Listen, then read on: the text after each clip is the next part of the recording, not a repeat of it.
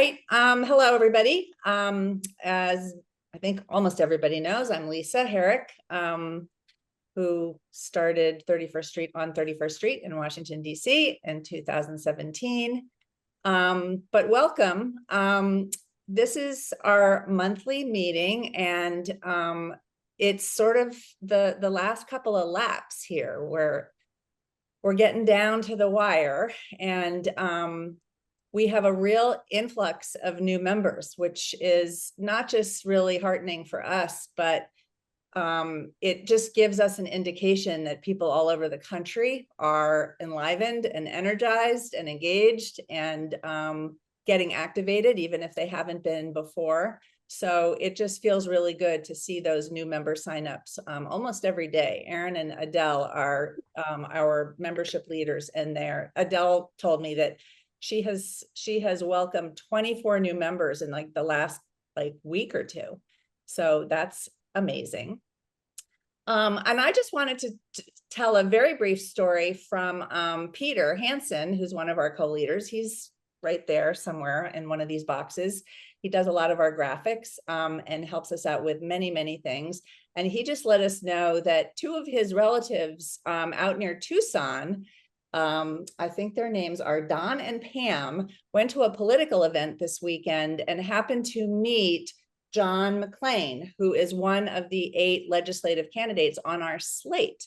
And they were talking to John McClain and let him know that they were going to be co-hosting for 31st Street fundraiser for Arizona. And he was overcome. He could not believe that he was meeting people who were actually co-hosting this fundraiser for him. And he was, they said, almost tearful in talking about what it meant to him to be getting funds from this group across the country that he had no idea even existed. And it was going to make an incredible difference to him.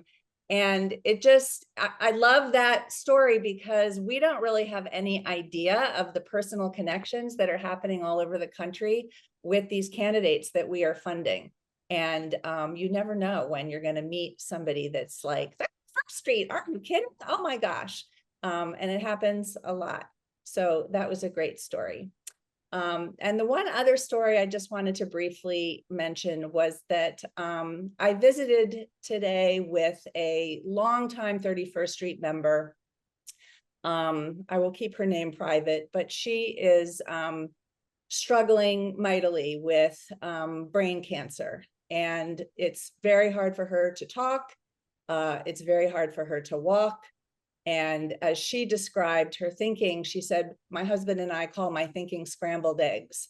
It's just getting harder and harder for her to think coherently and to put her thoughts into words. But she was momentarily here and there while I visited her, tuned in and oriented. And she asked me what the group was doing. And I said, do you mean 31st Street? And she said, yes. I'm not positive she meant 31st Street, but I think she did, because I said, well, we're writing tons of letters, we're knocking tons of doors, and we're raising a lot of money.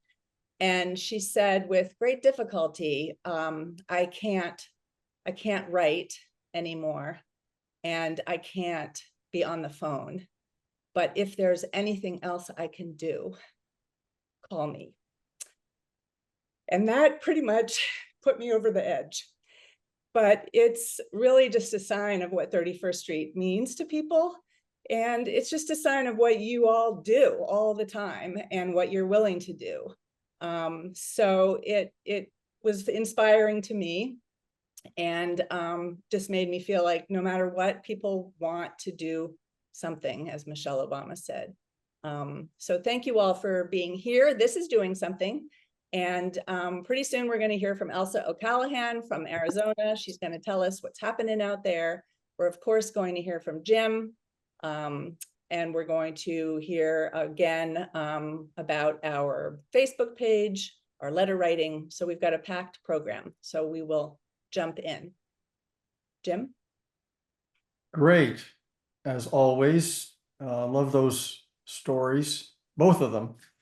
Yeah, I'm Jim Shelton, the political analyst. I think I pretty much know everybody here. I know you're a pretty smart group too. So it's a little, I love data and I love to show people stuff, but I know everybody reads a lot of stuff also. So it's a little bit of a challenge to come up with things that you might not have seen before, but even if you have, and some of it I bet you haven't that I'm going to show you, I think it'll hopefully come together to some extent. So I'm going to go ahead and share my screen. Yep. Okay. So Good. a lot of things are going well. The polling is going well, and I'm going to show some other things are going well. But of course, we can't be complacent, but also we got to press our advantage. So we want to get a federal trifecta, and we want to get blue legislatures. So we'll have, great state governance and also impact our national governance. Okay. So I'm relentless on this. It's still the economy. There's a lot of other things going for us, but it's still the economy, especially for working class voters. And here's my first slide of some data, which is good news. I have several good news slides here. This is inflation expectation, right? So we've had this post-traumatic stress syndrome thing where people have been smarting from the inflation, and finally people are realizing that it's not going to last forever. This is going to help us a lot. I would say it probably already is helping us a lot, except that for lower income voters, it's still a huge issue, especially grocery prices, even though they are coming down. Okay. So not only is Harris doing well in the polls, but you may also have seen that within the polls, this is the net positive and negative. She's way ahead of Trump, and people like voting for people that they like, and that's a good thing for us also. Okay. Project 2025. We all know about that. To some extent, we know what's in it. The interesting thing is that a lot of Americans, even though they may not know what's in it, they don't like it. And that's something that's really going to help us in campaigning. And we're even doing it in our canvassing to some extent in Pennsylvania. Okay, and then lastly, I think people have been aware that once Kamala was nominated, and it's continued after the convention, not only has the polling improved, but registration among the people that we really need to turn out for us has improved. Now, these are percents. They're not really very big numbers, but over time, the numbers will increase, but they reflect an enthusiasm and an interest that will occur in turnout as well. And then here's something I bet very few people do know, which is people know about TikTok, right? Raise your hand. That's what the young people look for their information. We are actually winning on TikTok, believe it or not, when it comes to positive things that people are saying about Harris as opposed to Trump. So historically, we've been losing in social media because the dark forces have ganged up on us. But this is another thing that's really going for us. So that's all of interest. But what about the bad news? Well, the bad news is that Trump is gunning for Pennsylvania. It's where they're spending money. It's where they're spending a lot of time. I think their strategy is that if they can just win Pennsylvania, that other things will hopefully fall in line. It's kind of their last stand in a way strategy. So we have to respond in kind and keep Pennsylvania as our highest priority. So, of course, we do that's our main thing we're doing is canvassing. And we actually have kind of like two streams of canvassing going on. I don't want to go into that. We had over 50 people, I think actually about 55, in York, Pennsylvania yesterday, out canvassing. And we've done over 10,000 doors already in Pennsylvania, and we'll be doing a lot more. So that's one of our biggest things. And thank you. Some of you may be in this picture. I know some people are. Next week, just to mention, we're going to go to a place where we haven't been before, but that's also because other people don't go there. Hanover, Pennsylvania, which is in Red York County, but it's got some blue areas. We're going to go there because we believe it will help Harris and the statewide campaign, because nobody's really been going there. We've made good arrangements with the local Democrats, and we think it'll be very productive. So please come with us. And then lastly, we have a special Pennsylvania session at 5:15 today, and I hope people will come for that. But now shifting to Arizona and our legislature objective. We've been doing this for several months now. We've been doing them in pairs, Pennsylvania, North Carolina, Michigan, and Wisconsin with these objectives. And it's been working. Thanks to you, we have met and exceeded our goal for those states. And now we're turning to Arizona in the red, where we only need to flip one seat in each of the two houses to get a trifecta. And we believe Arizona is so important, we're only doing Arizona this time. And it's not just because we want to win that legislature slate, but because we really believe that it's very important for up ballot. And I'm going to show you why I think for up ballot, Arizona is particularly important. And it's not just because it's got House races and a Senate race and of course, the Electoral College thing, but within the Electoral College, it's really pretty crucial. Meanwhile, these are our candidates. We select them very carefully. We talk to very key informants that are very key, like the ADLCC. We talk to all of them, and we're raising enough money, we believe, that it's enough to move the needle for them. And one of the things that we say to them is, if we raise more money for you, does that mean you'll spend more time knocking doors? And they say yes. So that's our, because that's so important. The door knocking is, as people may know, is such an important thing at the state legislature level, because it's a small enough population that door knocking by them and their colleagues can have a huge impact. So here's my thing about Electoral College, and maybe people have sort of figured this out pretty well, but this should bring it home. So we've got a very likely scenario here where I've actually got the blue states here, the ones that are, pretty much certain for us, but also given us, or allocated to us, if you will, the blue wall, these 4 states here. And without Nebraska, people know about this blue dot in the 2nd district in Nebraska, we only get to 269. And people may very well know that the Republicans are gunning for that. I'm somewhat hopeful that that's not going to happen, but we really need to win decisively anyway.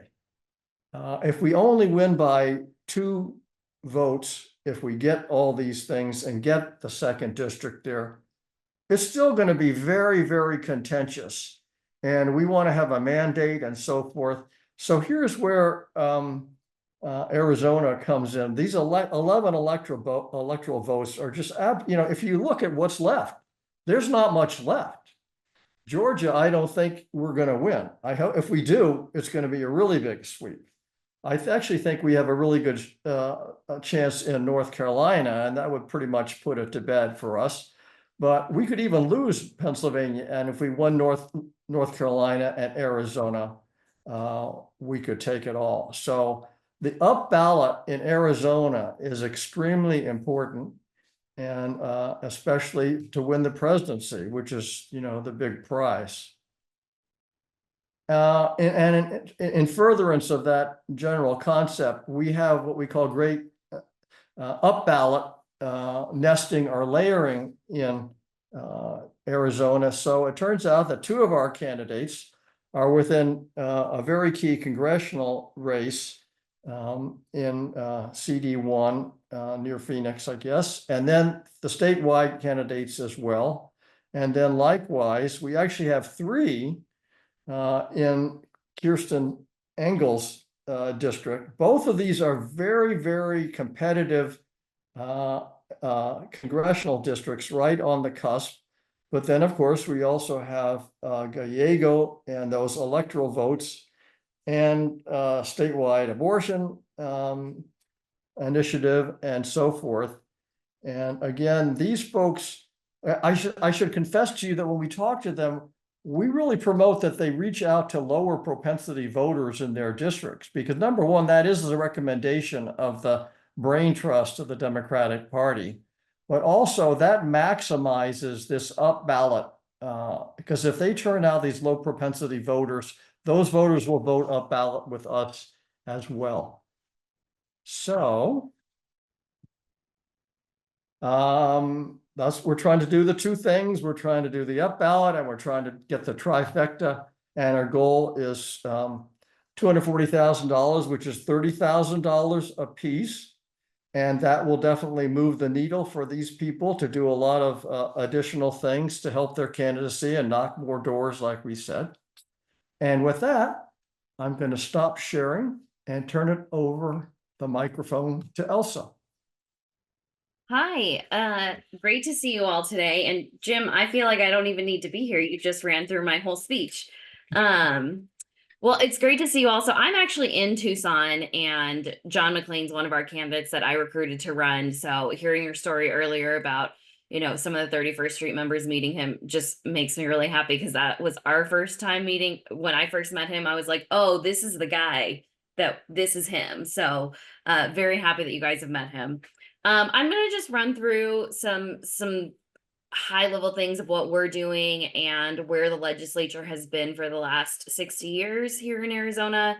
And happy to answer questions. I'm very informal, so please ask whatever you need to know. I think it's important in Arizona to understand that the legislature, we have not had a Democratic trifecta in Arizona since 1965. So it's been quite a while. We have had Democratic governors, and we had the Senate for 2 years in 2012, and that's been it. But otherwise, Democrats have not had a majority here in an incredibly long time. And we've seen a lot of the effects of that, right? You all may have seen, I think it was on Friday, it was reported that Arizona has now dropped to 51st in the nation in school funding. That's how much we're spending on our kids is per pupil funding. We are literally last across everyone and Puerto Rico. So it's not going well over here in terms of school funding. And this has been really driven by the Republicans, both just slashing school funds, not working on teacher retention, and then also moving money out of public schools into private institutions. This has been a big issue in Arizona for the last several years. And there are billions of dollars sitting in ESA accounts, so empowerment scholarship accounts, that are going to private schools. And it's really just harming our school system, right? Teachers are leaving in droves. Nobody wants to stay in Arizona. You're not getting paid enough. And the classroom sizes, one of our teachers last cycle in 2022, one of our candidates, she had 44 kids in her class one year, which is absurd. Like, you can't manage a classroom that way. You guys all know this. I won't get into my frustrations. Other things that Republicans have really been focused on over the last several years is banning books. They have banned the use of selected pronouns in schools. This is all alongside moving money out of public schools. This is what they're focused on instead of teacher retention or reducing classroom sizes. They also introduced a bill last year that our governor vetoed, which would have forced teachers to out LGBT youth to their parents. It would have required them to do that. So there's just a lot of personal attacks here that are not conducive to, a safe classroom environment. And then on the other side, of course, they, I don't know, I'm sure you all remember the audit that happened here in 2020 after the election going into 2021. You know, we have people who are currently running or sitting that participated in the audit. And we're, you know, also went to the January 6th insurrection, and are big parts of, you know, overturning election. One of our senators, one of the Republican senators who's currently sitting, she introduced a bill to give the election to Trump, right? Just the legislature would get to decide electoral votes before anyone had voted. So really just handing over democracy to the legislature. So there's a lot of really bad things that are happening here. And we fortunately have a Democratic governor who actually founded our caucus about a decade ago. So she's been working really hand in hand, and she's been vetoing a lot of things, which is helpful. But we don't want to just keep vetoing things. We want to make actual changes that are happening. And so that's where we come in. So as the caucus program, I know you've all heard from Eric Meyer again, so I won't go into all of the details. But we really focus on our races, the ones that are competitive. And something to keep in mind, and I'm going to share my screen. I just have a few like stats that I want to make sure you all get an opportunity to see in Arizona. Please hold. No, it's not presenting. I was so prepared. Okay, here we go. So we are working in 8 different legislative districts here. And in those 8 legislative districts, 7 of them have more Republicans than Democrats. So when we say competitive, we are in an uphill battle in every single one of our districts except for one. Now, that doesn't mean that we can't win. I think actually it means that we just work harder and we can win. Republicans don't have to work at all. They just show up. But if you look at like LD4, for example, there are 20,000 more Republicans than there are Democrats, just on a registration basis. This is where we have 2 of the 3 seats. Senator Christine Marsh is a Democrat, and Kelly Butler is running there for re-election. And Karen Gresham, who you all are supporting, is going for the 2nd seat there. So we have worked on this in this district for more than 10 years and increased voter turnout. It is the highest turnout district in the entire state. Because we spend time here talking to these voters, like Jim was saying, these low propensity voters, making sure that everyone shows up. So just something to keep in mind is that like we are fully in an uphill battle in all these districts, but we can absolutely do it. We've proven it in half of these districts already, if not more. And we're really, really excited to get to the finish this year. So something else that Jim was talking about is Arizona is a battleground everywhere, right? We can decide the fate of the US Senate. We can decide the fate of the US House. We can decide the presidency. We can deliver a Democratic trifecta for the first time since 1965. So it's a really big, really busy year across all of those things. So I want to go to this slide, which is talking about up ticket results. So one of the things that we do is we spend a lot of time talking to voters who either don't show up every year or voters who need a little more persuasion to vote for us. And we've knocked so far about 360,000 doors. We'll hit 800,000 by election day across our districts. And so we spend a lot of time in these districts, and we can see the effect it has on up-ticket results. I would draw specifically to LD22 here. This is our 2020 list of districts that we worked in. LD22 is a very safe Democratic district. Unfortunately, the state senator dropped out right before the election, and we had to run a write-in campaign. So we spent, $100,000 there doing canvassing and talking to voters about writing in a candidate, which was very unexpected. But the increase here that I really want to highlight is that we increased Democratic voter turnout in that district 10% over a presidential year. And this is in a safe blue district. And we don't have an attorney general. Our attorney general won by 260 votes. She doesn't win without that, because we have to be able to talk to these voters and make sure that they're turning out. And I'll stop sharing because I'll just talk to you guys there, but I wanted to make sure you saw some of the numbers that we're talking about when we're talking about the work that needs to be done here. What's it like on the ground? I think everyone felt the enthusiasm that came alongside Harris becoming the nominee, including us.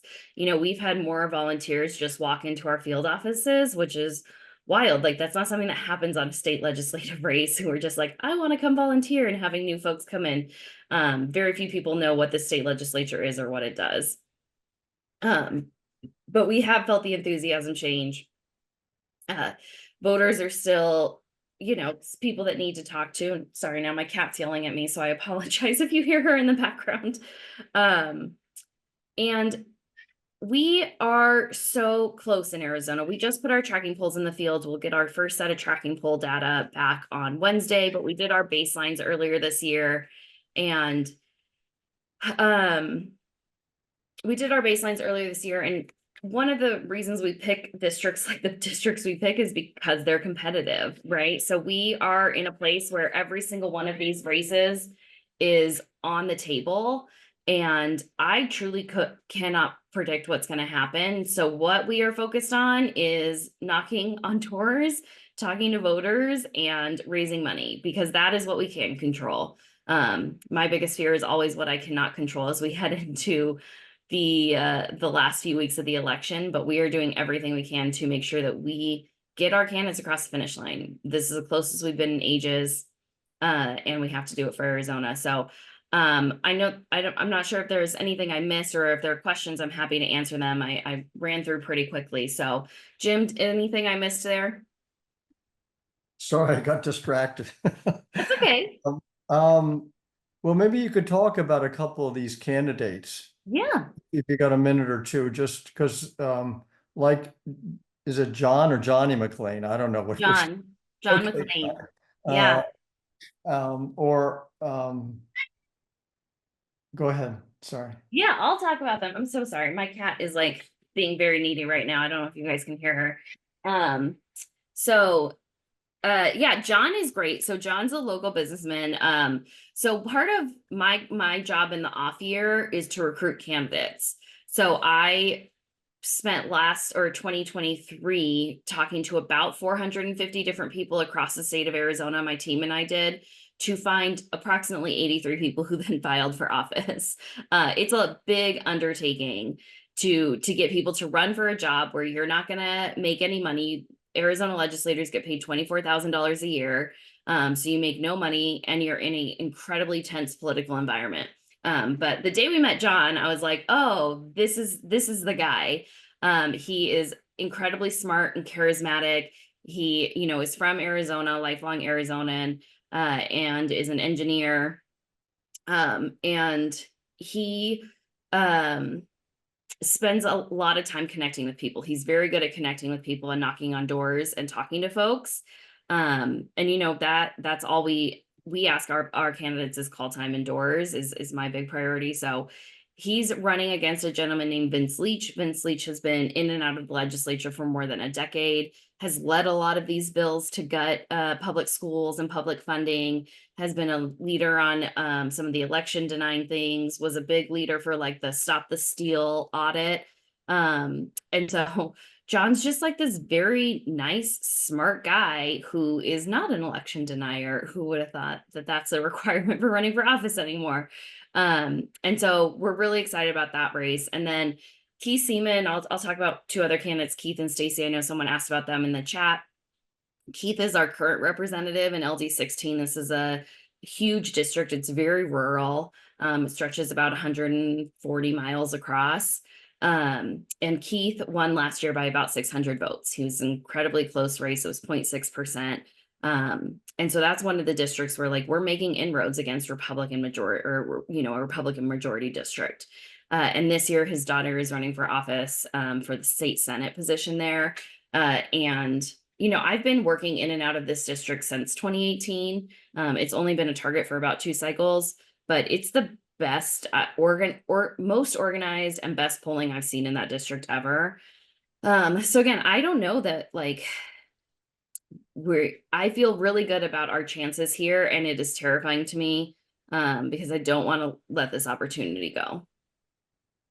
Hey, Elsa, I'm Aaron Hamburger. I am the membership person over at 31st Street, and also I am the question curator. Okay. So we are going to be hearing from Mary Pence right now, and then as soon as Mary is done, I'm going to be lobbing some questions your way that I have been collecting from our Sure. members. So just to give you a heads up. Anyways, but Mary, why don't you take it away? I will. Thank you, Aaron. So my name's Mary Pence, and I want to take a moment to reflect on where we are. And kind of amazingly, it was 8 weeks ago today. In fact, it was the day of our July monthly meeting that Joe Biden, putting self aside, dropped out of the presidential race. So that was 8 weeks ago. And so much has happened since then. On Friday, just 2 days ago, reportedly, Kamala Harris gave another fantastic speech in Madison, Wisconsin, to a packed arena with a wildly enthusiastic crowd. She keeps doing this over and over. And Robert Hubble wrote the following. He said, "The cynics in the major media outlets told us that the enthusiasm would quickly fade after a short honeymoon period. If any of those pundits have said I was wrong, I missed it.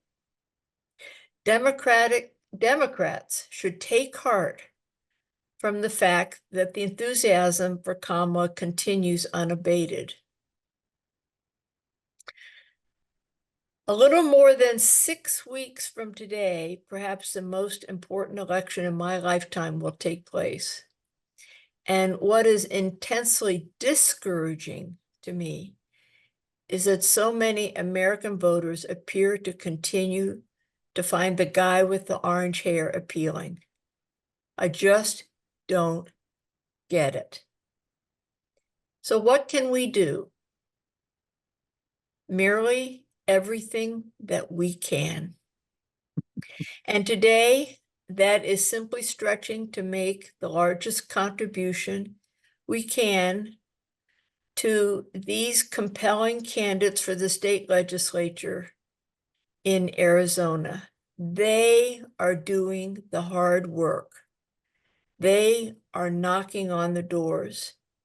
We have the luxury of just accessing the ActBlue link that is in the chat and contributing money. My husband Dan and I are contributing $5,000.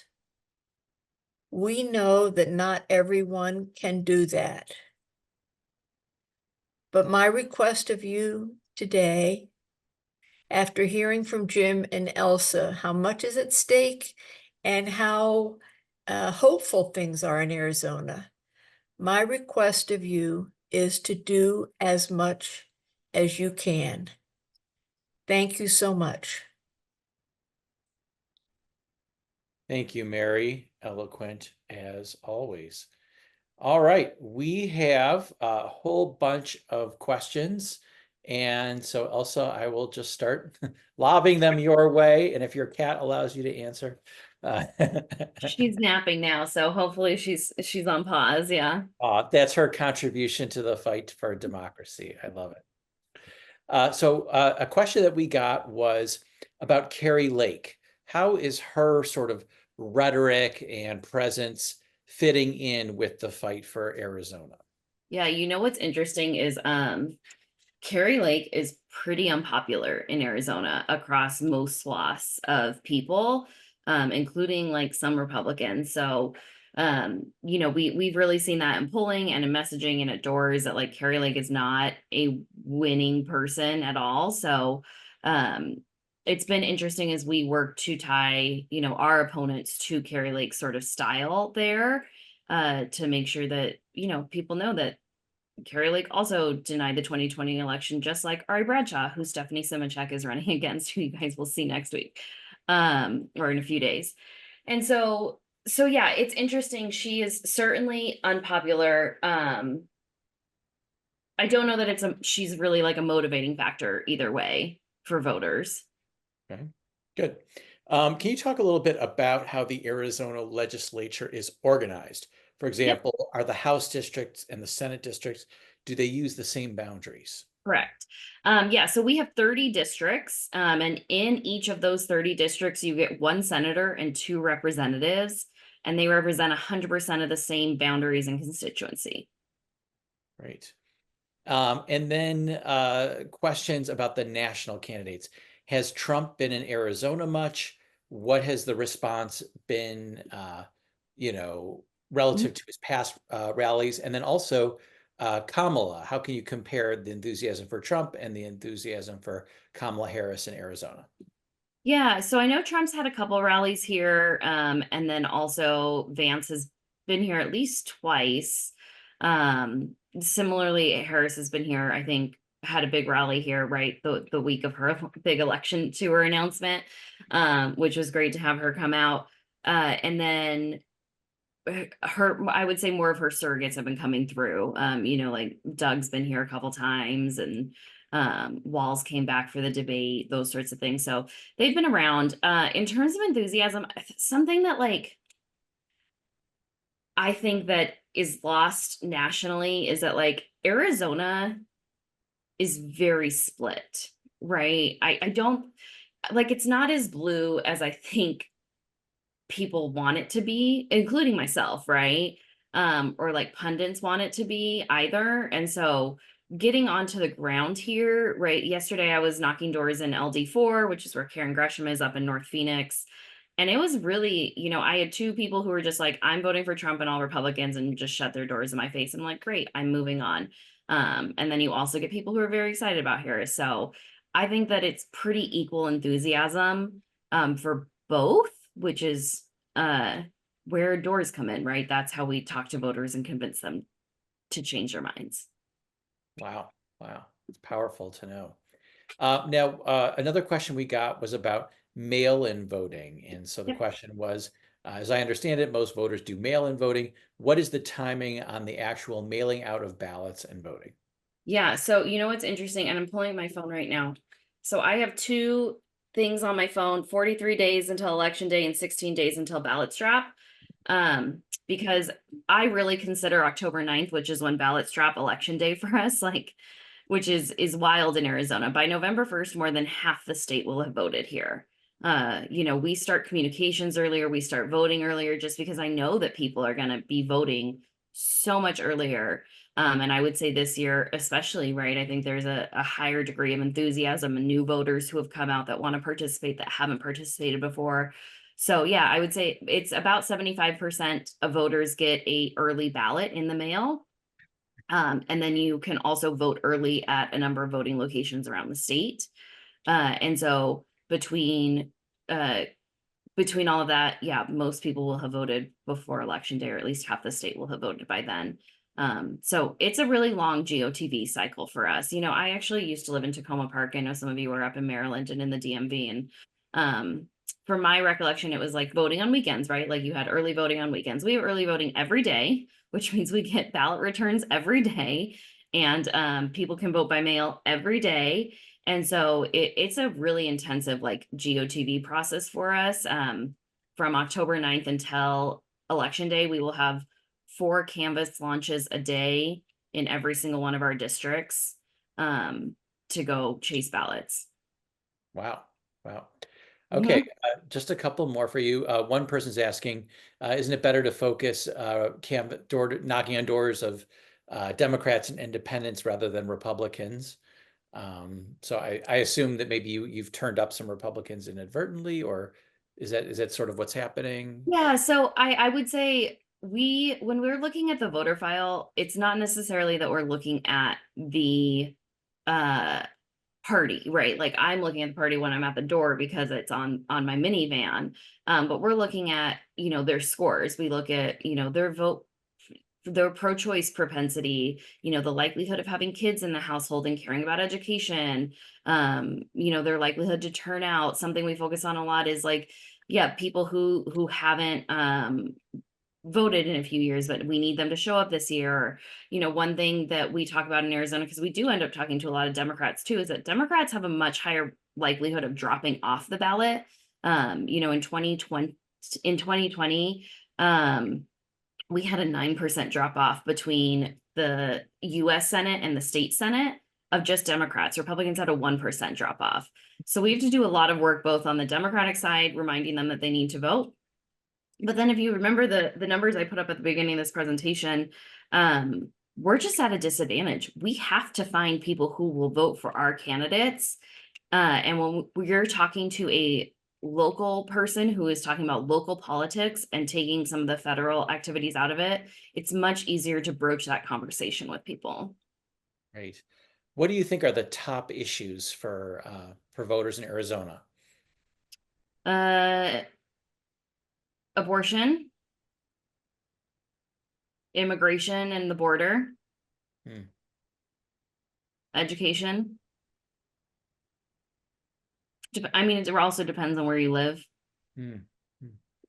Okay, and then one quick final questions. When the mail-in ballots arrive, when can they be processed? Are they only allowed to be processed election day forward, or can they be processed beforehand? That's a great question because this is a rule that has changed this year.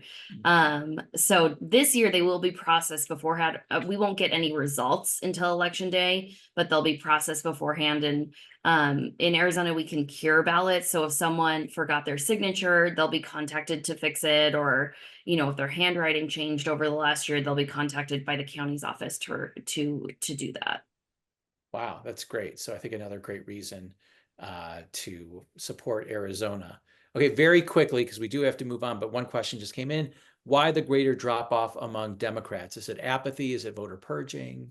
Combination? This is a great question. I like to say that Republicans fall in line, Democrats fall in love. That's my analysis. I haven't done any official study on this. Oh, if only we could fall in line a little more sometime. Okay, Elsa, that was great. Thank you so much. Let's all give Elsa a virtual big hand. Thank you all.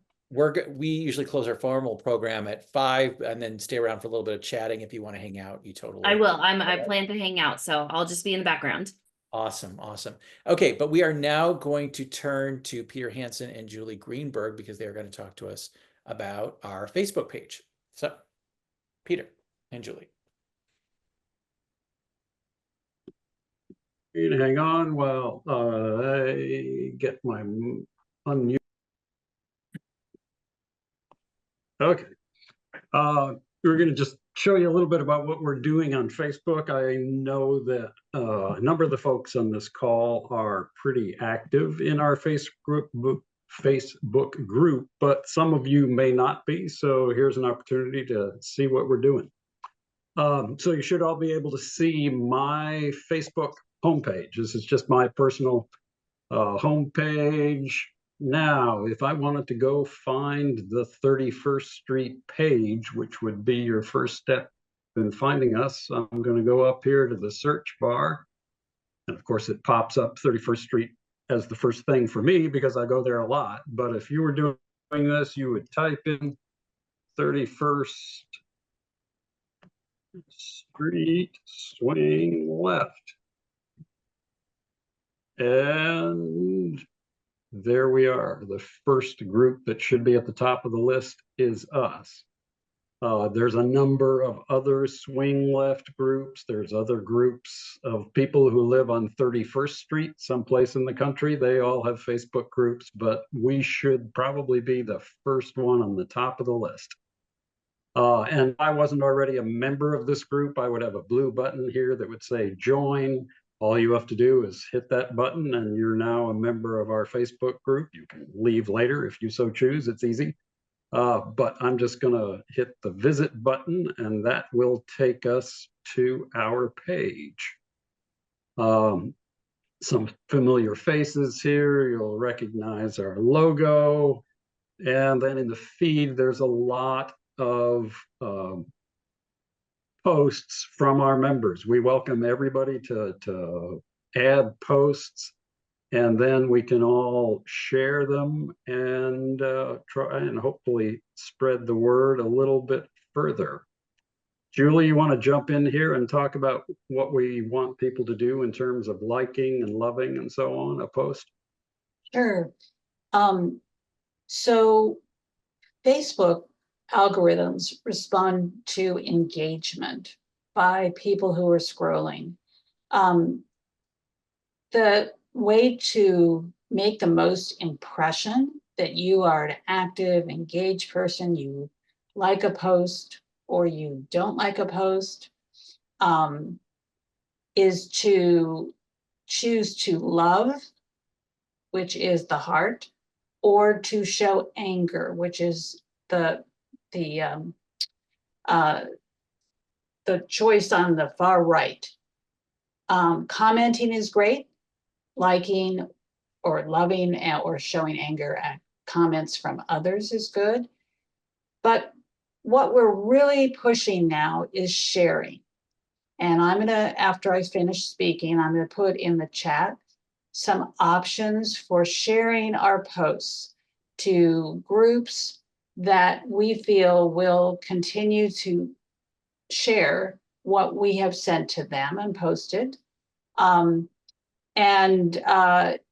If you create public posts, they have to be public, and then share, you will be helping to spread to many more viewers. So Peter's now showing, he has, you see on the top, a public designation for what he's posting, and he is going to click done and then choose a group to share to. So down at the bottom, Yep.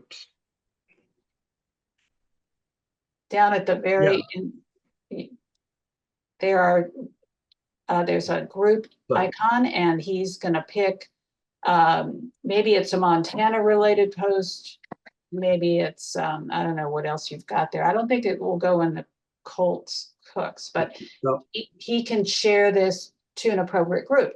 And what I'm gonna put in the chat in a minute is a Google Doc that will show a bunch of different options for you to share to. You can also share to any group of your choice that you think would be interested in what we're posting. So what are we posting? We're posting information that we think relates to prices, economic policies, labor policies. That's what we're trying to spread the word on. We're also going to be posting more about field work that we're doing. Like there's one that I thought would be a good one to share. Peter, can you find one of our Project 2025 that? Sure.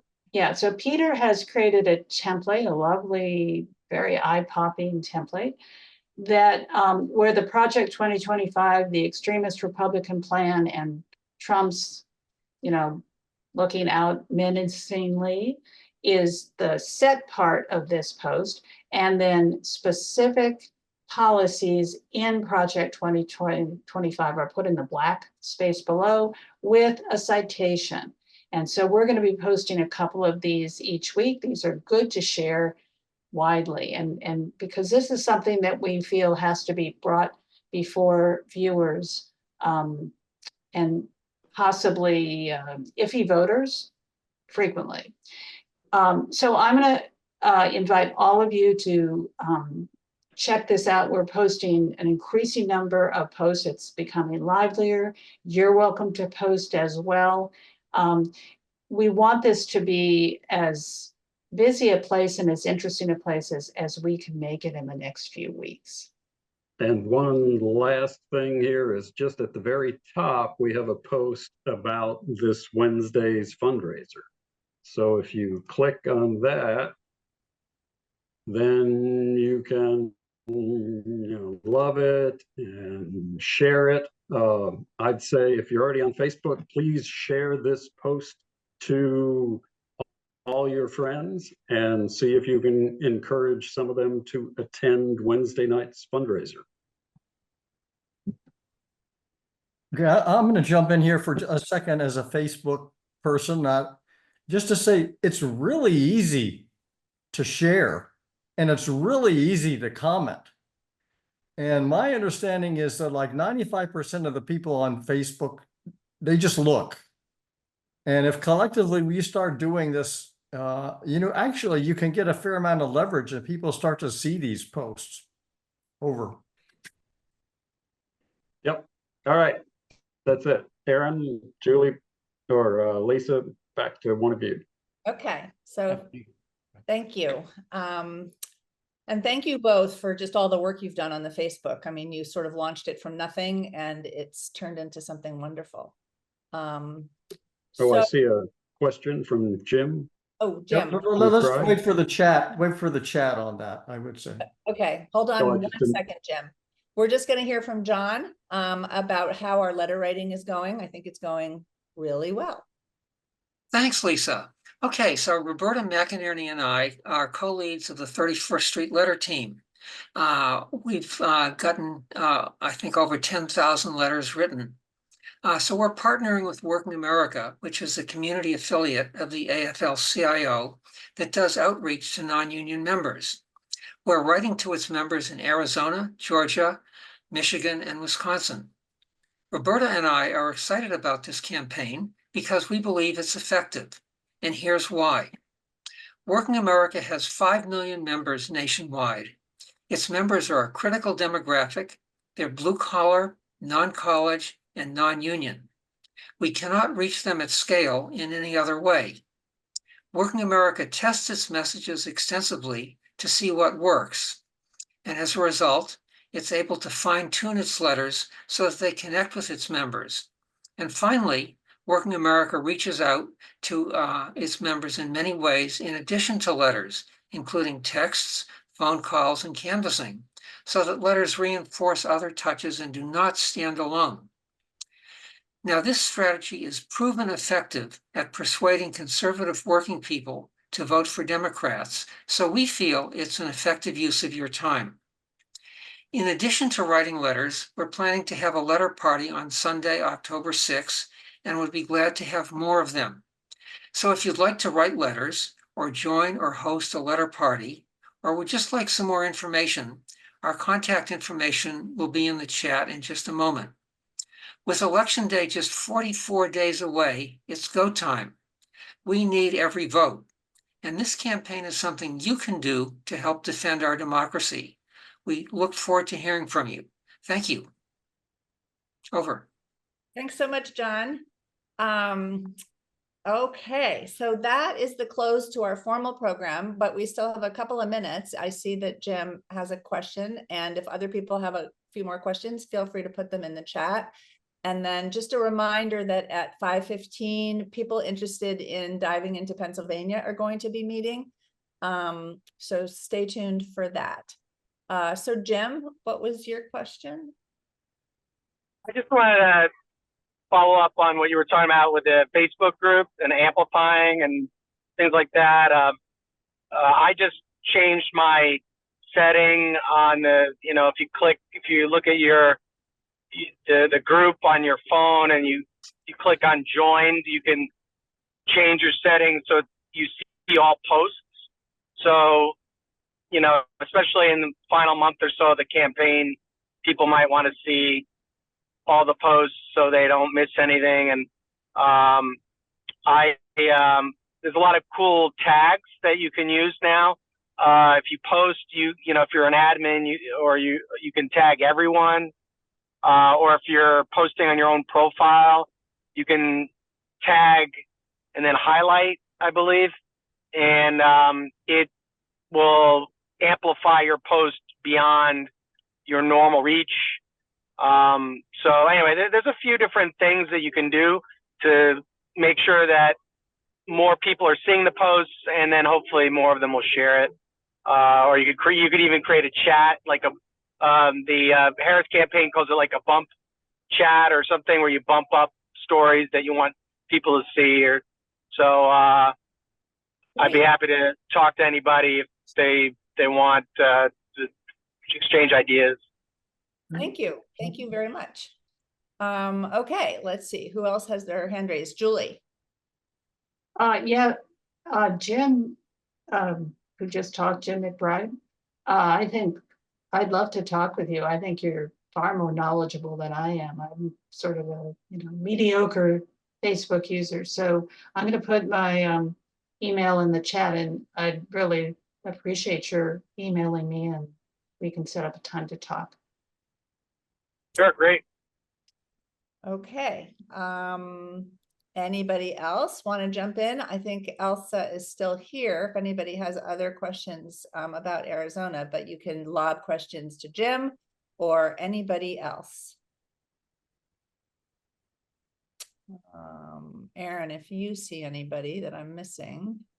So I think there's a question about the Florida Senate race, if I can. You're right.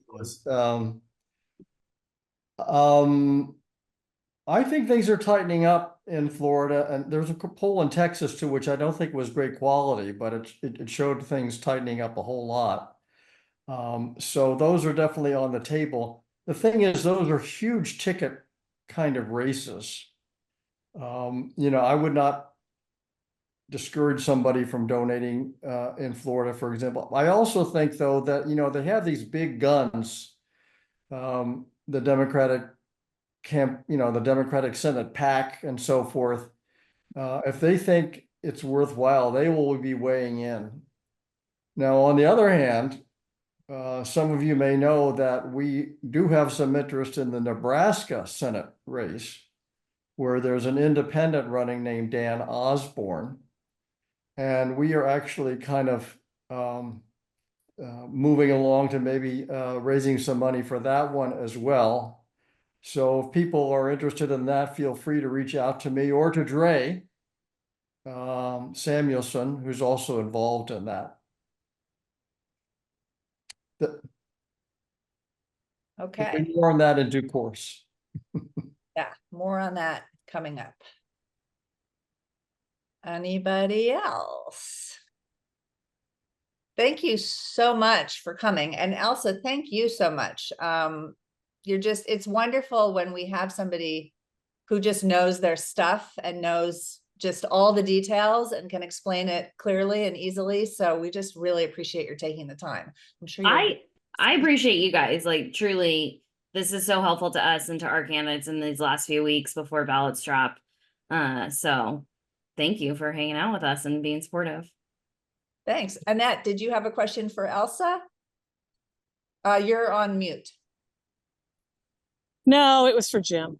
Oh, okay. Okay. Anybody else have any questions for Elsa before she takes off? I don't see any. Okay. Thanks, All right, Elsa. thanks, everyone. So Annette, go for it. Hey, Jim, I've heard that Tester is looking really iffy in Montana. I was wondering if you can weigh in on that. Yes, he's looking iffy, but I saw that one account says he's going to have $221 million. Well, I don't mean money wise. I mean polling wise. Oh yeah, not money. You know, I mean, I think the last couple of polls I've seen showed him. You know, there was one AARP poll had him down by 9 about yeah. So, you know, I think there are other efforts besides giving him money. Oh, I'm sorry, Jim. I'm not interested in the money issue. I was really, because I agree with you. I just wonder if you concur that is the toughest hold seat. Yeah, I mean, yeah, of course. Okay. Yeah, definitely it is. I actually think we're going to win all the rest of them. And there are, you know, Adele, for example, and Julia, they're involved in some phoning. Right. I know that phoning. Yeah. Okay. You know about that. Okay. Yep. So it's not like we just sit on our hands, but. No, I was hoping you'd say, oh no, he looks good. Okay. Thanks. But Annette, if I could chime in, that's the exact Tester's situation is the exact reason that Jim mentioned Dan Osborne, who's running as an independent. So stay tuned for that after our Arizona fundraiser. Right. And I did notice someone said the fundraiser is Wednesday. If I'm not mistaken, it's Tuesday. No, it's Wednesday. Oh, it's Wednesday? Yep. Oh, geez. Why is it wrong on my calendar? No, we want you there, Annette. Yes. I just made another contribution right during this one. So if I show up on Tuesday, that's just going to be horrible. Why is that wrong? You know, it's the 25th. Well, I'm taking up time, but I'm looking on my calendar and it looks like an email sent from, oh, that's a different fundraiser on Tuesday. the North Carolina fundraiser downtown. Okay, so there you guys are. Sorry about that. It's okay. Okay, see you then, Annette. Yeah. All right, anyone else before we? I think Julie had her hand up. but maybe- Oh, oh, did That was just to tell you that Annette had her hand Oh, I see. waving, so. okay. I have a question. I just saw an article in the Huffington Post, and I keep hearing this, that Republicans are not knocking doors in swing states. This was an article about Michigan, and I heard this about Pennsylvania. And I just wondered if anybody else had heard that Republicans are not Well, canvassing. I mean, ordinarily, they don't knock that much, number one. Number two, they largely offloaded their outreach to a private firm.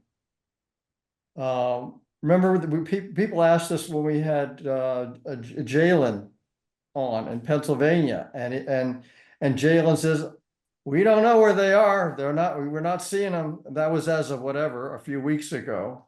But I did see that thing also in Huffington Post that, again, people are not seeing door knocking in. So, I mean, that should help us. Yeah, and I saw something, Jim, that the company or the institution they've offloaded some of their ground game to is an evangelical Christian group, so not particularly a group that would have a wide appeal to all voters. Again, that should help us. Right. Carol, and then Sandy, if you wanted a question. So Carol. You're mute. Can you hear me? Now we can. Yeah, is there anything really creative that can be done that can break through to some of these people who are on the fence? It does seem like there are a lot more Republicans who will vote for Kamala out of disgust for Trump. But I'm just thinking, I just saw Rachel Maddow's film on, Lev. from Russia with Lev. It's all you have to do is see the first 15 minutes, just disgusting what Trump, he was inside the White House discussing what he did. I mean, can that movie be aired? There's just so much that Trump has done that's so odious. Are there any, can I don't have an answer. It's just a question, anything people can think of besides knocking on doors, which I know is important, but I feel like we got to break out of the mold somehow too. Well, I think that's sort of one of our mantras is to share information, which is one of the main reasons that Julie and Peter just got this Facebook growing, because Facebook is still very popular, especially among, adults and older adults. It's really dropped off for, young people, but we're doing really well with TikTok. We're not, 31st Street isn't doing anything with TikTok, but TikTok's out there and it's good for the Dems. So, I think there are things happening that are a little bit new and different, but I don't know if anybody else has any creative ideas. Please speak up. What I have been reading and hearing time and time again is that people's ideas about Trump are baked in, and he has a high floor and a low ceiling, and it's unwavering. And so we can sort of spend our time banging our heads against the wall. What about this? What about that? They know this. They know everything. It's not that the Trump voters don't know, it's that they know and they still don't care. So I really think everything we can do to boost the turnout of our low propensity, Democratic leaning, independent voters, everything we can put in that basket, I think is really, really going to help. And, I know some Trump voters in my family, and believe me, I have tried every which fact and creative approach and, bribing with grandchildren, everything you can think of. Nothing works. And I'm just like, what? The best thing to do is to just let him keep losing. I think that will definitely send a message that he's toxic. Sandy, and then Diane. Yeah, just amen to what Aaron was saying. I know somebody I was just, I've been in email communication with whose comment is, I'm not voting for Trump, I'm voting for the Republicans. So I think Aaron's just spot on. That's not going to move. But I was going to say, in terms of Republican communication, as we were canvassing a couple weeks ago, we discovered there were about 3 large, slick postcards from the Republicans that were very nasty, but were there, anti-Kamala, pro-Trump. So somebody is sending out this slick stuff, and it's going into people's boxes. At first, we thought, oh, they're doing something illegal. We didn't realize, but it was actually mailed out. So there you go. Right, so they're spending their money hugely on mail Apparently. across the country, partly because they don't have a ground game, and that's just something they can do. And it's very unfocused. It's going to a lot of people, you know, where it's not, you know, that are supporters. Annette, did you have another question? No, I didn't. I thought my hand is still up. It shouldn't be. No, it's down. It's down. Diane. Yeah. Yesterday I was in Pennsylvania, and I talked to a Trump voter who kind of thought he was going to go that way, and he gave me a couple of reasons, and I kept talking to him for about 10 minutes, and at the end of that, he was deciding that he would not vote for Trump. There are some people who are not committed Trumpers who just believe some of the stuff they've been told. And if you can give them a very good, clear explanation for why those things are not true, it is possible to make some movement there. There were 2 young Black men I talked to who absolutely were not going to vote. Voting makes no difference. They're all the same. Well, you know, I told them, yeah, that has been true in the past in some ways. This time, Project 2025, and I just talked to them about that, and they said they were both going to vote. So do not give up. You may have to spend some time having lengthy conversations, but there are people who are willing to do that. Thanks, Diane. Diane is one of our most persistent canvassers. And Jim, did you have something new you wanted to say? Yeah, I just wanted to touch on what the other lady was saying. I didn't get her name, about engaging potential Trump voters and things. Is that the one great thing about doing advocacy for Ukraine is that I've had great bridge building conversations with Republicans, like Nikki Haley voters. I've got to know Adam Kinzinger's organization and introduced him to some Ukraine activists a few months ago. And so it's a really, Ukraine and Russia is a good, it looked kind of like she had mentioned, it's a good issue for these kind of Reagan-esque Republicans.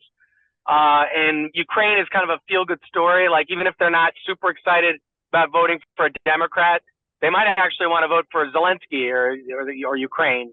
Like, that is the feel-good cause that kind of helps motivate them, even though, like, obviously Trump and democracy is a big part of it.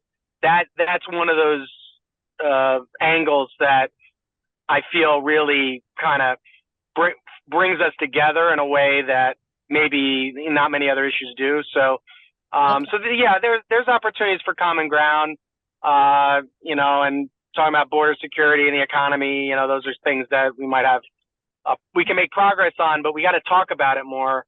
I noticed that there's a lot, it's easy for us to get diverted talking about other stuff.